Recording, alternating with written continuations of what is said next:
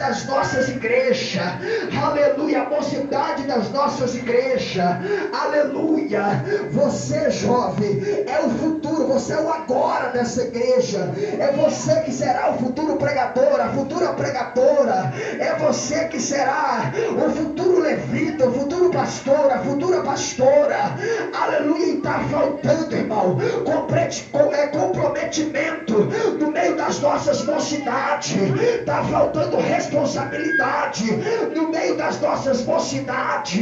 Antigamente Jesus batizava com o Espírito Santo jovem, antigamente Jesus usava jovem profecia, antigamente Jesus usava jovem para falar em línguas estranhas, mas hoje, meu irmão, os nossos jovens só estão preocupados com o Facebook, com o WhatsApp, só está preocupado, aleluia, com as coisas dessa terra, aleluia.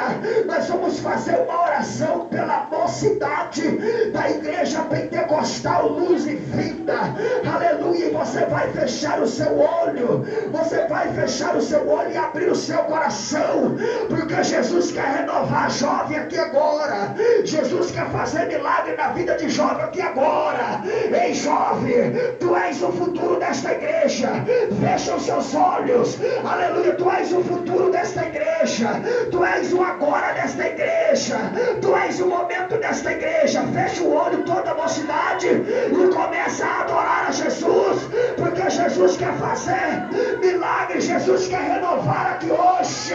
Pai, eu quero orar agora, meu Pai, pelo grupo de jovens da igreja pentecostal Luz e Vida. A tua palavra diz que a unção, ela é compartilhada. Então, se tiver unção desse jovem aqui, Senhor, vai passar para o jovem que está do lado. É tempo de renovo na coreografia, é tempo de renovo na mocidade, é tempo de avivamento, Pai. Visita, Jeová, visita, vai renovando a mocidade, vai renovando o grupo de coreografia, renova. Pega, Jeová, pega.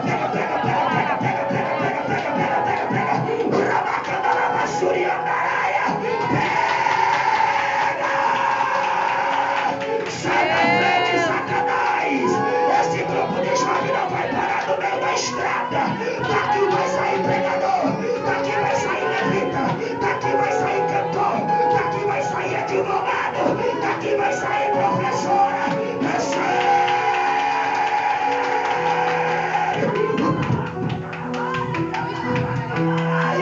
Jesus está vivo.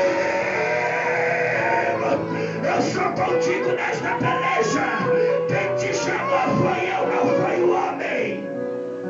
Quantas vezes, mulher, no meio do vale, tu pensou, Senhor, eu vou parar, e você é só uma membra de banco, mas Deus está falando, vai parar não.